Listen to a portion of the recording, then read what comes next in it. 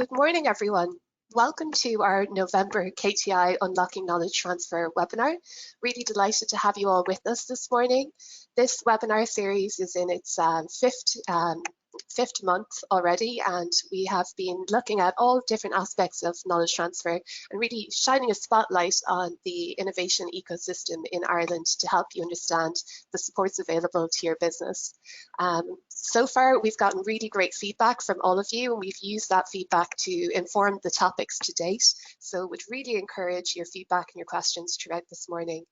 Our session this morning is going to focus on the topic of trade secrets, and we've got a really great lineup of speakers today. So they're willing to share their expertise with you, and really would encourage you to tap into that and ask as many questions of them as you possibly can. So just to introduce our speakers, we have Raymond Hegarty. He's CEO of $1 Billion IP Strategy, and he's going to give us an overview of trade secrets and tell us how important they are for our businesses and how you can bring them in to be a central part of your IP strategy. So then we're going to have Ian Hutchinson, Technical Manager from NUTRIBIO Limited. NUTRIBIO is a really fast-growing Irish SME, and they have successfully built an IP strategy and are currently using trade secrets. So Ian is going to share some of his wisdom with us. And then last but not least, we have Joe Doyle. He's the IP Manager at Enterprise Ireland. So Joe's going to give us some information about some state supports that are available to setting up an IP strategy in your business. So before I hand over to our speakers this morning, there's just one or two small little housekeeping items. So just to make you aware that this webinar is being recorded this morning. So if you have any issues with your sound or your connectivity, don't worry about it. It'll all be circulated to you afterwards as you're recording. And also it'll be available on our KTI YouTube channel along with recordings of our previous webinars, so you can enjoy them at your own leisure. Also, just to say that we do encourage questions. As I've said, there is a panel on your screen where you can submit questions at any stage. We have some time set aside at the end of our webinar where we will answer any questions and post those to the panel. So that's the format for this morning. That's kind of enough from me. I'm going to pass over to Raymond Hegarty now for the first presentation of the morning. Thank you very much, Siobhan. So my name is Raymond Hegarty. I'm an IP coach and IP strategist, and I'm also author of 2 best-selling books on IP strategy. And today I'm going to talk to you briefly about trade secrets. And I'm going to start off with a question for you. And it's about, who is your competitor? So think of the sophistication of your competitors. Is your competitor somebody like Mr. Bean? Or is it the crew from Ocean's 11? And the reason for asking this is that if you remember the Bean movie, he managed to get into the museum and steal the painting because he distracted the security guard. But for Ocean's 11, they have a much more elaborate setup. The security is described as having a security guard, that there's some scary dogs, that there's an impenetrable fence, and that they're using the best surveillance technology. So depending on who your competitor is, there's a different level of sophistication required to protect against the competitors. And intellectual property is a bit like that. You can have many tools available to you, and some of the examples are patents, trademarks, copyright, and trade secrets. And if you rely on just one approach, for example, if you rely heavily on patents, it's a bit like the Mr. Bean scenario. If somebody can undermine your defenses, you don't have other lines of defense. So we recommend a broad sweeping protection with as many ways of protecting your intellectual property as possible. And the one area you may not have thought about is trade secrets. So you may have heard of some examples of trade secrets already, but let me give you, like, the most famous example of trade secrets is the Coca-Cola formula. And that's been protected for more than 130 years now. And here's a photo of the vault where the secret formula is kept. But you don't have to be the Coca-Cola company to have trade secrets. Trade secrets appear in a lot of different ways. You get things like business plans or designs or manufacturing processes, customer lists, test results, algorithms. Those are just some examples of things that would give an edge to your company just because you know the secret and nobody else does. So what are the conditions for a trade secret? There are actually three conditions, and these are all legal requirements. The first one is, and it's in the name, that your information must be secret. The second thing is it must be valuable because it's secret. And thirdly, you must be taking reasonable measures to protect the secret actively yourself. And if we look at each of those three, the first one, the secret, not everything that is confidential is a secret. For example, your managing director's home telephone number might be private information, and that if it leaks out, it's going to be annoying or inconvenient, but it doesn't cost the company money or give a financial advantage to somebody else. And that's what the valuable part is. That the valuable part is that because it's secret, you have a competitive advantage, and that if you lose the secrecy, that you could suffer economically or a competitor could gain economically. And the third part is active protection. If you are not taking steps to protect your own trade secrets, when you go to the court will say, oh, well, you didn't bother to protect them, so why should we help you? So you need to show that you're taking these active measures. And it's not just a matter of taking the active measures, you have to document that you are taking them. And those can be physical measures, for example, locking a filing cabinet or using a swipe card for access to, limited access to special areas. It could be technological, for example, encryption of data or password protection of laptops. It could be legal, for example, non-disclosure agreements or confidentiality agreements. So you have to take those active measures to protect your own trade secrets. And there has been a lot of legal developments in the area of trade secrets in recent years. For many years, trade secrets have been protected, but now you have also in the USA, you have the Defend Trade Secrets Act since 2016. In Europe, you have the Trade Secret Directive, which is now taking effect across all of Europe, and that includes Ireland and also the UK. So even post-Brexit, that the Trade Secret Directive tenets will still apply. Japan in the last 2 years have updated the trade secret protection, and China in the last 3 years have updated their protections 2 times. So you can see that this is a very hot topic, and you have measures available to you that mightn't have been available in the same strength over the years before that. So the question is, that people often ask me, what is the difference between patents and trade secrets? So if you look at patents, you have to register your patent and you have to apply for the protection and pay the fees and register with the patent office. With trade secrets, there's no registration required.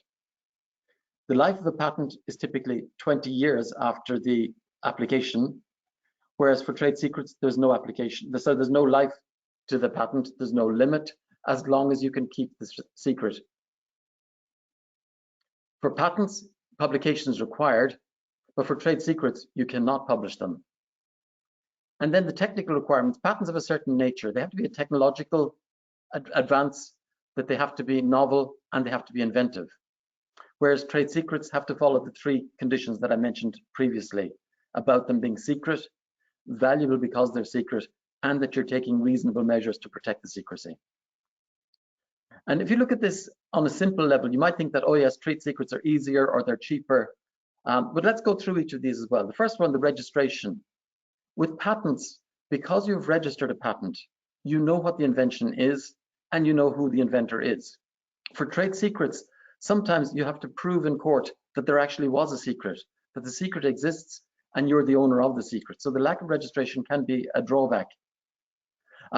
We say the patents have a life of only 20 years. So in the case of Coca-Cola, they managed to keep this protection for 130 years. If it was only 20 years, everybody could copy them after 20 years. The difficulty with trade secrets, though, is you don't have certainty about the life. If the trade secret leaks out, you lose it. So you don't even have this guaranteed 20 years. So you need to be careful to protect the secrecy. For all of the academics on the line here, I know that you really have a lot of pressure to publish. And the fact that you can't publish it could be a drawback for your trade secret as well. So there are positives and negatives about trade secrets. But really, I want you to consider trade secrets as being a very powerful tool in your IP strategy portfolio. So we'll keep the questions until the end, but if you do have questions that you want to take up afterwards, you can contact me on LinkedIn, or if you can't remember my name, just Google IP Coach and you'll find me, or go to my website, www.billiondollarip.com. But now I'd like to hand you over to our next speaker, Ian Hutchinson, who will tell you some very practical examples of trade secrets in what he's doing. Thank you very much.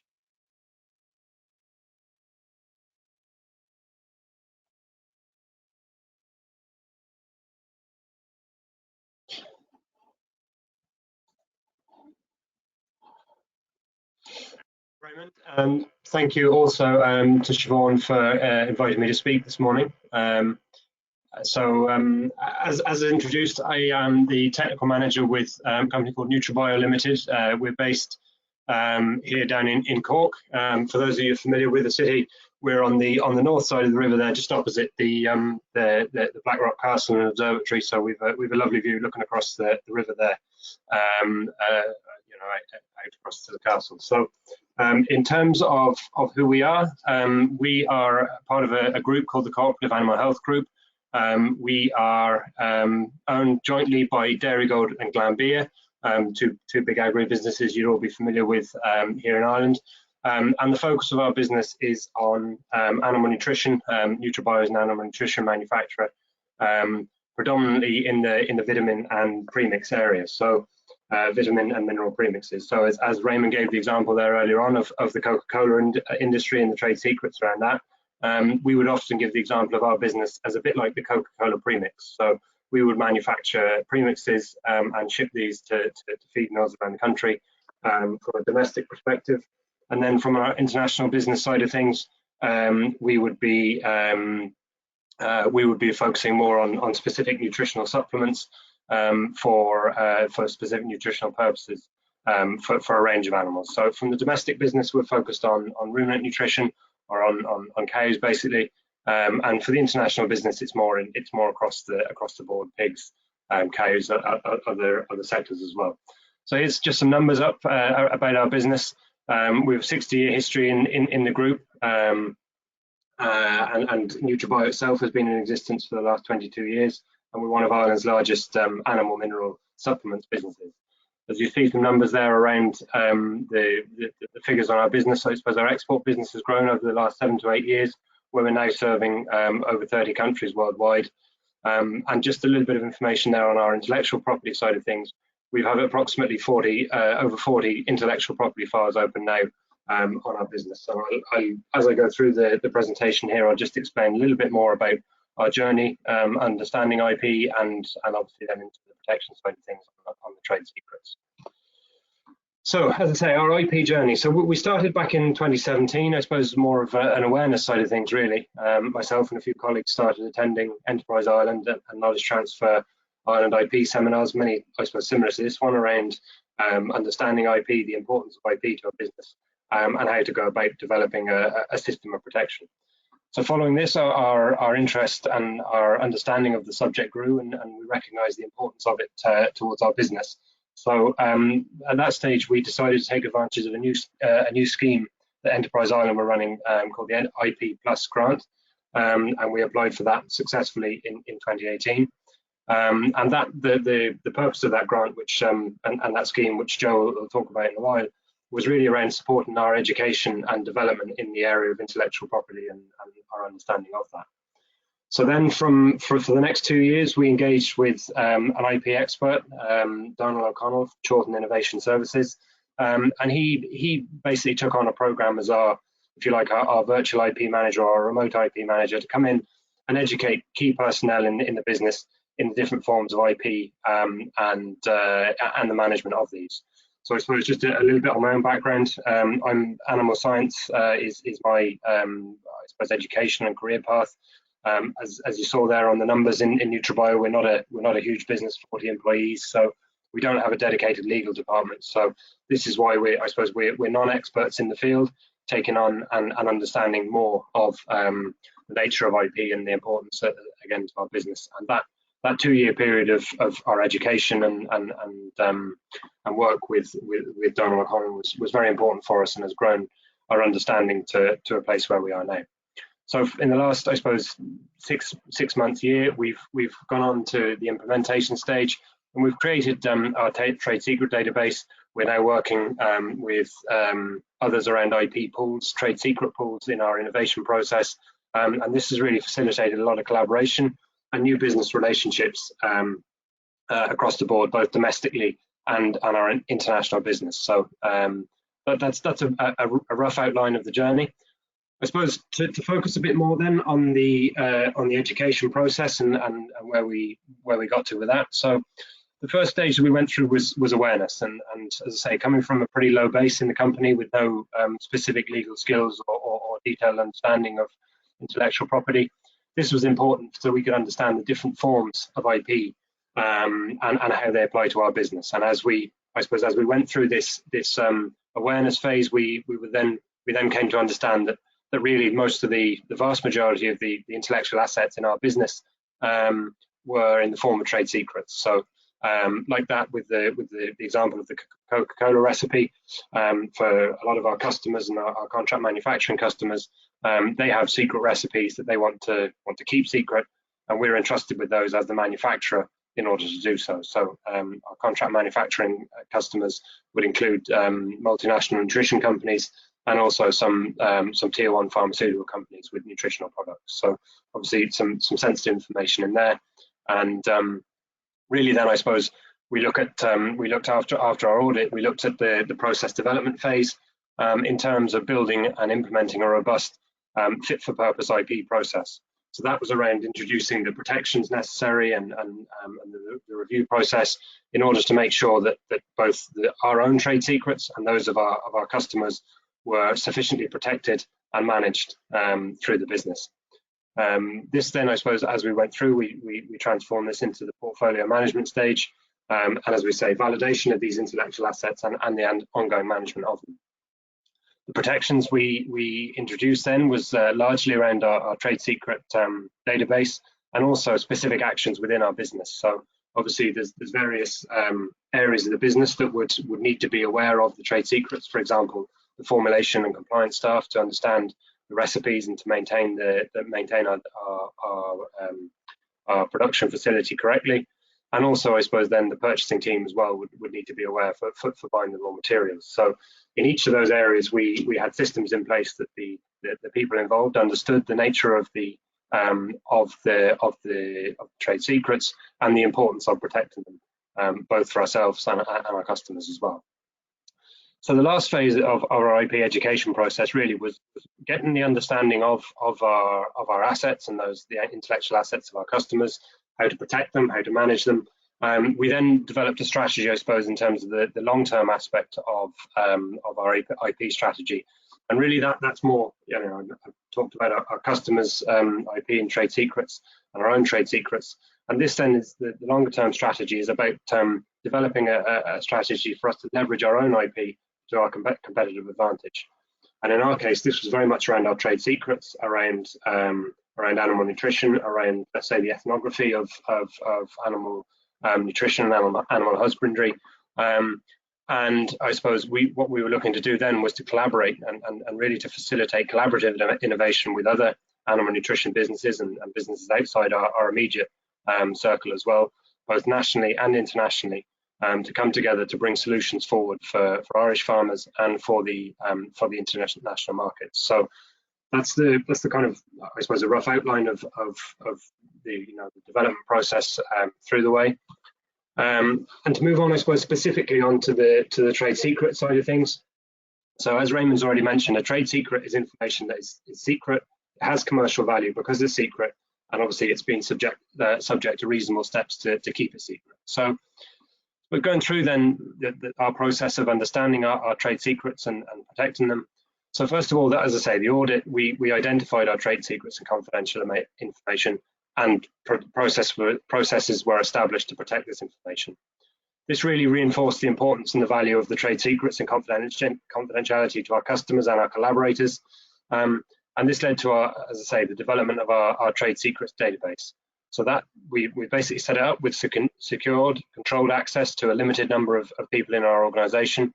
And this database basically tracks and logs the creation of trade secrets and also the updating and the sharing of trade secrets. So we found that to be very important information and very useful information as well, in order to say that if we were, for example, looking at establishing a new collaboration in the innovation space, we would have a log then of who was involved in that from our side of the business, who we were working with from our collaborators, and also how and when the trade secrets were shared. So we were able to create a log of this, and obviously what protection mechanisms were in place for the sharing of those trade secrets, for example, NDAs and other mechanisms as well. This database also gives us clear identification of the ownership of the trade secrets and the actions required on them. So you might need to review trade secrets once every 6 months or a year, or even more regularly in some cases, to ensure the protection is adequate and any, as we say, any sharing that has taken place. Also, it's important to maintain the understanding of the ownership of these trade secrets, we feel, to have complete clarity on is it our trade secret, is it one of our contract manufacturing customers, or is it maybe an innovation partner that owns the trade secret. And finally, one of the important aspects then of the trade secret database that we developed is around the visualization for the reporting and the analysis of the of our trade secrets. So for board meetings, for management meetings, we're able to simply pull off and give some nice visual charts and documentation around if you like our sharing, our protection, and the status of our trade secrets. So then, I suppose the other thing we've really felt and is really visible to us internally, and I think we would have seen it with our partners as well, would be a culture change within NUTRIBIO. Our core team, as I say, with myself and maybe 3 or 4 others of the core team in the business, have been trained by our IP consultant, Donald, and we are maintaining an ongoing internal training. So those of us that have been trained now are bringing other members of the team up to speed, as we say, in terms of some of the different elements of the business, to make sure we have a solid understanding of our intellectual assets, our trade secrets, and the protection and mechanisms we have around that. We also have a new approach that we've brought to customers and collaborators. As I mentioned before, there our IP pools, or our trade secret pools, are really a step change for us in terms of our innovation approach, and we're already seeing the fruits, if you like, from these with some of the collaborations we have in this area. Bring, as I say, new technology into verify existing technology for farmers domestically and overseas in our global markets. So this is really where we're going. And I think, as I say, we've noticed our culture change ourselves as well. And I think maybe speaking on behalf of some of our partners and collaborators, we would have brought a different approach to discussions we've had with them. And we've noticed, if you like, a change in the tone of discussion when we've been able to show our understanding and our expertise around the protection of their trade secrets and confidential information as well. So in terms of then the benefits to our business, I suppose hopefully you've been able to get a feeling for it as I've been talking through the presentation here, but primarily it's really about the identification and protection of our trade secrets. And we would see that's a position to maintain our competitive advantage. So as I say there, when our partners and collaborators can see that we speak the language and we're able to understand and protect their trade secrets as a contract manufacturer, that's a very important part of our business. And also, as I say, in the innovation space as well, that we're suitable partners who understand and can protect that confidential information. This then facilitates increased collaboration and security for our customers and partners. And it also really, we feel, is the foundation for a very robust innovation structure to protect valuable ideas and new concepts, and really to foster that collaborative approach that we look for in our innovation process. It's also helping us to develop global business through technology transfer and international collaboration.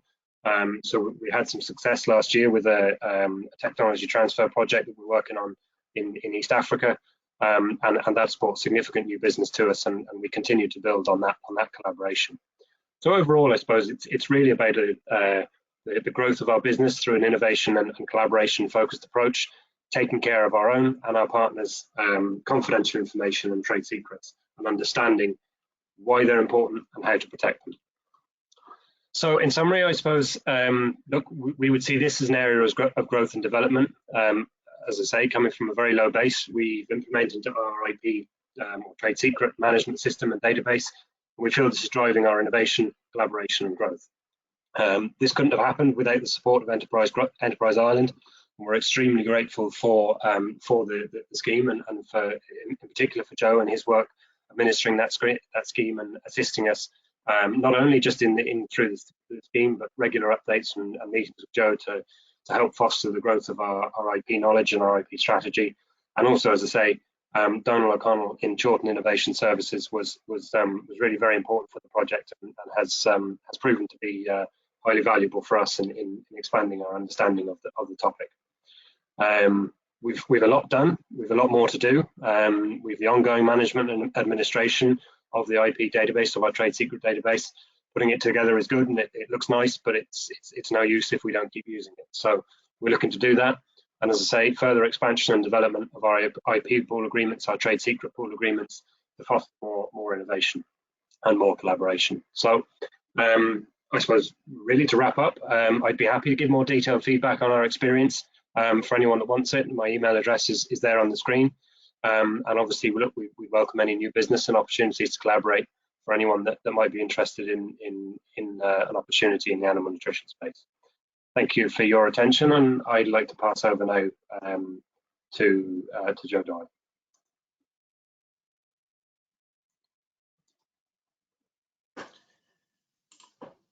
Hello, Ray. Thanks, Ian, and thank you very much for the plug as well. So good morning, everybody.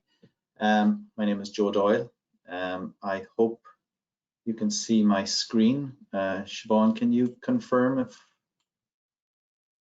it's been viewed properly? Can you hear me?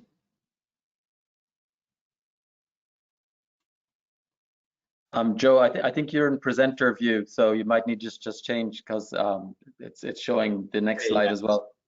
That's what I wanted to check. Yeah, thanks. Perfect. That better? Yes, that's working now. Okay, great. So good morning, everybody. My name is Joe Doyle. I'm the IP manager in Enterprise Ireland. So I'm going to speak very briefly to you this morning, because you've heard from the experts already, but really what I want to talk about is try and put this all in the context of what we're supporting our clients to do. So very brief introduction to why this is important. So we have a lot of client companies, and a lot of those companies are SMEs of one form or another. And we all know that SMEs are very important to the economy. But this research here that I've summarized on this slide makes a point that there's a subset of SMEs that exhibit very high growth characteristics, or at some point in their life cycle they experience high growth. And these companies tend to have certain characteristics. They tend to be innovative and risk-taking. They tend to be exporting, internationally active. They've stretched resources, largely due to the high growth nature. And they're also based on human capital, research and development, and intangible assets, otherwise known as intellectual property. So the key point here is that in supporting companies and supporting economic development in Ireland, we need to try to identify these companies, and we need to support them appropriately. And one of the things that we need to do to support them, as Ian described, is to help them to develop an IP strategy so that they're capturing that value that represents their scalability and deploying it to grow their business. So the way we do this is we have recently launched a grant scheme. When I say recently, it's, I suppose, in its second year now. And the grant scheme is called the IP Strategy Offer. And just to give an idea of what the purpose behind that is, we, as many of you will already know, we already support companies around research, development, and innovation. The IP Strategy Offer is brought in as a complement to that. So the companies can get an additional financial aid to help them to develop an IP strategy assignment around their R&D activities, and to build that IP strategy into their growth plan of the company, and to augment their innovation strategy. The scheme has two main objectives. One is to help the companies to access the external expertise to develop, to identify what the IP needs are, and then to help them to address those IP needs. And the second objective is to develop the internal IP awareness and capability. I hope, as Ian demonstrated, that that's a key part of an IP strategy, is companies taking as much ownership as possible of their own IP strategy. So very briefly, the details of the scheme are, it's available to Irish-owned companies that are clients of Enterprise Ireland, local enterprise offices with Ross na Gaeltachta. that are involved in an international, there are manufacturing or service companies and internationally trading. They have to be R&D active. We're intentionally targeting R&D active companies because this is where the most valuable innovation and IP will come from. And the companies need to have a need for IP support. So there are 2 grant schemes. There's a small one, which is really just to get companies on the road of developing their IP strategy, and a larger one to do a more detailed IP strategy assignment to help develop and embed the IP strategy in the company, as you saw in the example of NUTRIBIO. So we're not prescriptive about what the company does in terms of their own IP strategy. We try to pass over to the company to identify what their needs are, to identify the expertise that they need to develop that, and then to undertake the assignment to do it. And I think trade secrets are a great place to start that journey. Trade secrets, everybody's got something that could potentially be a trade secret if the effort is made to keep it a secret.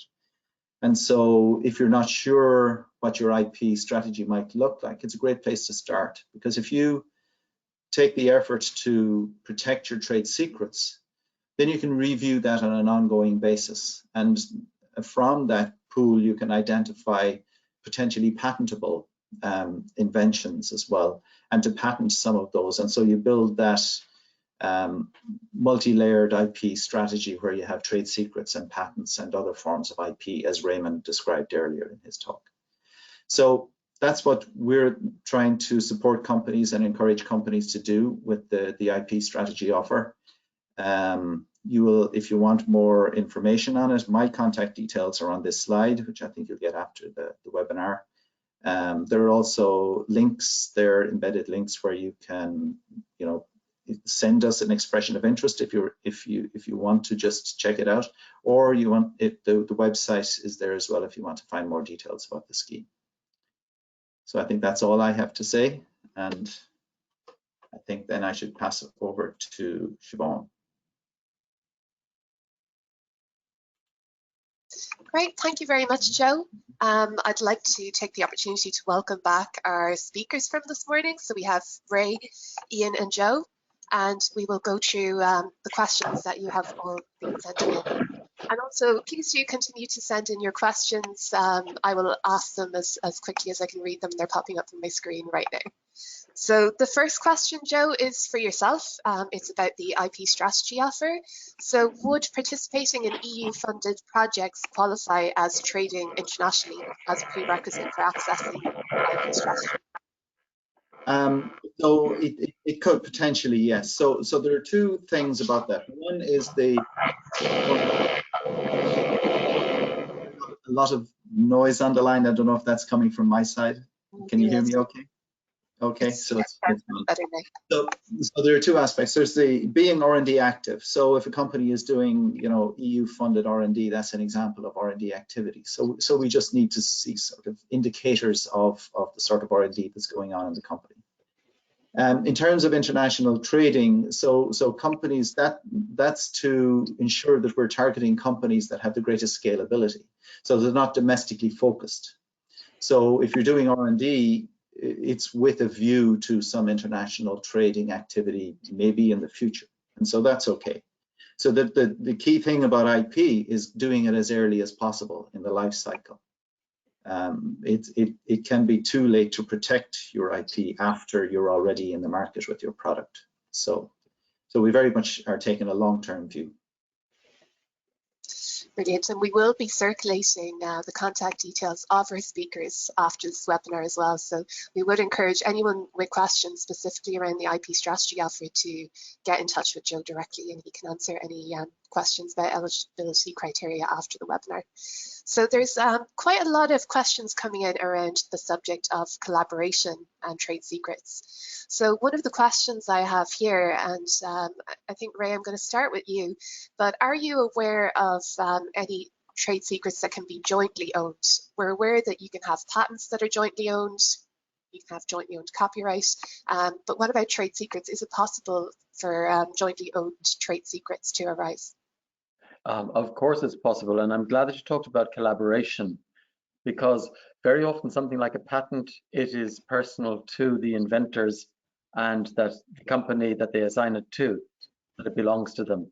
Trade secrets tend to be a little bit more nebulous, but the important thing is that the world is moving towards an era of open development, open cooperation. So the collaboration is an important issue to consider.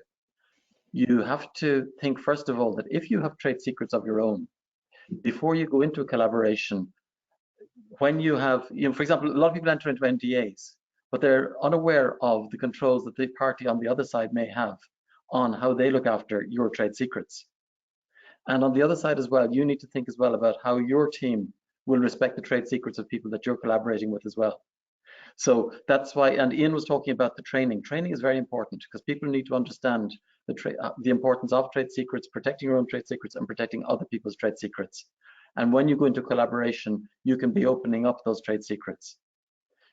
The ownership of it, very often, it's important to lay out the parameters before you enter into this collaboration as to who will own these jointly developed IP, whether it is formal IP like patents, copyrights, maybe trademarks, or more informal IP like the trade secrets.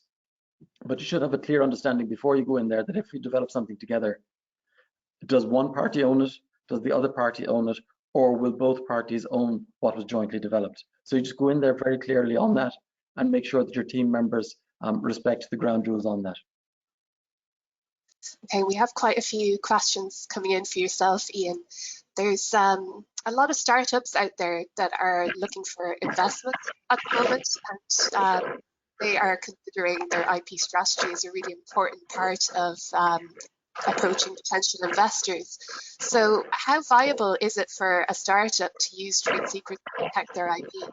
And how have you found that approaching potential investors and using your trade secrets as a cornerstone of your IP strategy?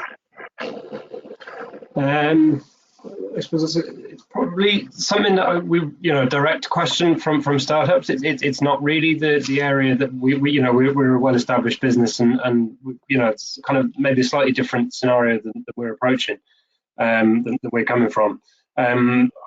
I suppose I would look at it from as I described in the presentation, really from an innovation and from contract manufacturing customer point of view.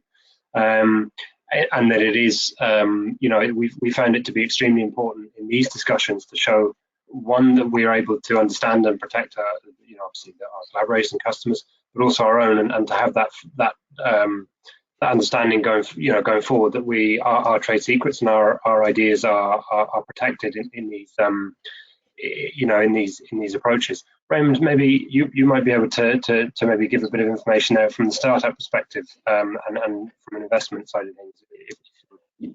Yes, for startups, one thing that I didn't say this strongly in the presentation, but one real advantage of trade secrets for startups is that a patent application takes time to go through. That you have to write up the idea, you need to go to your patent attorney, you need to file the application. It may take a number of years before the patent is granted. A trade secret, from the time that you have the idea, and as long as it's secret and it's valuable, you already have the protection of it. So a lot of the startups who are going into this, the first thing they have in their IP bank is trade secrets. And even the patent applications they do, for the first 18 months of your patent application process, it's not published. So it still is an internal secret to your company.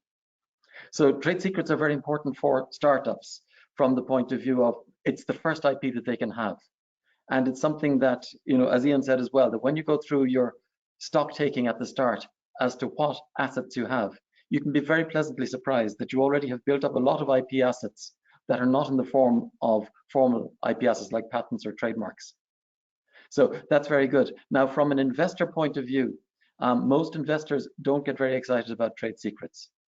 The investors want to know what's locked in, and they seem to understand patents better than trade secrets. You also need to bear in mind, for example, the venture capitalists will very rarely sign an NDA. So from that point of view, you need to have a unified IP strategy that you can think of what can you lock up as a patent application, what is a trademark, what is a copyright, and then what you have as trade secrets. But trade secrets are very strong because of the protections, the legal protections come in recent years. For example, in the USA, it's not just a civil offence where you can get financial compensation. It's also a criminal offence if somebody is found to be in breach of espionage rules in the USA. So you could have somebody going to prison for breaching your trade secrets, and that's a very, very strong disincentive. And it can even up the power balance between a small startup and a very large company that they're dealing against. So, somewhat related to Raymond's point there, but there's a question coming in about giving staff access to your trade secrets, and then how do you deal with those staff members moving on from the company? So is there any advice around staff movement and access to trade secrets? I suppose I can speak from maybe Raymond, if I go first from a practical point of view. So one of the measures that we took very early on in our IP education process was reviewing all our contracts, for new employees, and making sure we had the appropriate IP clauses in there, so that the employees very clearly understood, that anything developed in their as part of their employment with us was owned by the company. And that it was to be kept secret and managed, and obviously, everything associated with that we discussed during the webinar. We also, I suppose, took the additional step of training our technical team. So I suppose a lot of our trade secrets are really kind of evolved and focused on the technical side of our business. As I say, our own and also our customers and our collaborators. Trade secrets would kind of come through the technical team. So we took the additional step of a specific, if you like, agreement that was signed by all members of the technical team, that went through the process of understanding what the trade secrets are, agreeing not to share, not to discuss, not to go forward in that. So that's, if you like, training the employees while they're within the company and with that contract.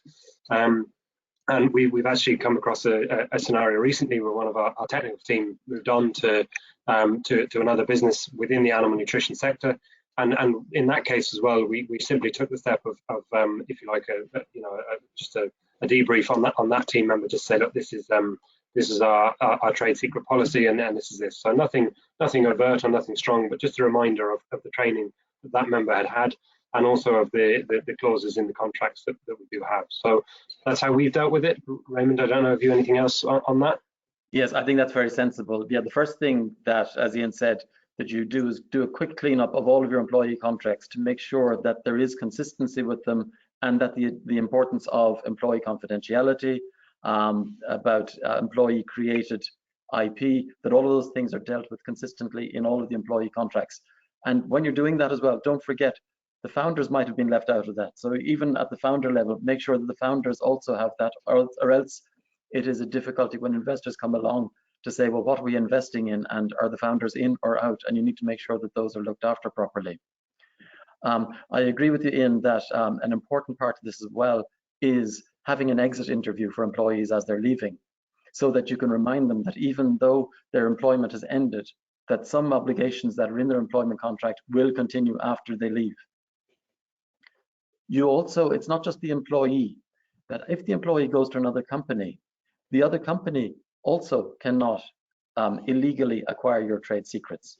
So you may end up having to inform the other company that the employee who is going from your company to their company has valuable trade secrets, and that you want to make sure that they're not abusing your trade secrets. And the corollary of that is, from an HR point of view, you need to be very careful when you're taking in employees from a competitor, that you're not bringing in a trade secret problem into your company. Because you can go through the steps of employing somebody, a very expensive knowledge employee, because they tend to be paid higher. You may have headhunter fees, you may have a lot of upfront costs in bringing them in. And if you end up in legal difficulties about this, you may have somebody on your books for 3 months, 6 months, 9 months that you can't even put to work because of a trade secret dispute with a competitor.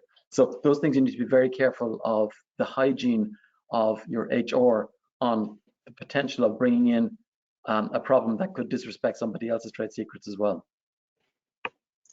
Okay, there's quite a lot of questions coming in, but I'm just conscious that we are coming up to our time. So what I'm going to do is I will ask any questions that I have here to our panelists following the webinar, and I'll make sure that everyone gets an answer to their questions. And there's quite a few coming in on the topics of staff and on collaboration and on the IP strategy offer itself. So we can compile some answers from our panelists and circulate that in our useful resources after the webinar.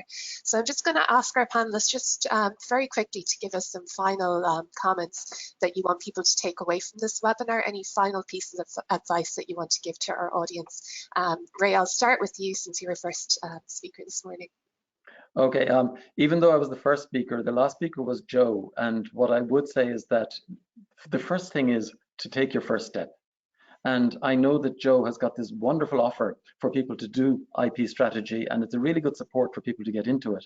And a lot of them, I know from talking the background, that people talk to Joe and they think about it, but they never actually make the application. So, you know, in the words of Nike, just do it. So make a start on this. And any journey begins with a single step. So take that first step, apply for all of the supports that you can get to do this, and build it step by step. And anything that you can do is an improvement on what you're doing already will help your business. Ian, is there any comments from yourself, from your perspective, that you'd like to leave the audience with? Yeah, I suppose a couple of things really. So first of all, I think, as I said through the presentation, we came from a low base, and I think the important thing is not to be overawed by maybe the scale of what's in front of you. We I suppose, you know, take it small steps at a time. Get out, go to webinars. This is a good start. Obviously, the one today, conferences, seminars, that kind of stuff. There is a lot of information out there. As I say, the scheme with Enterprise Ireland was brilliant for us. It was much more than just financial support. I think the network and the knowledge we developed through Joe has been very, very valuable.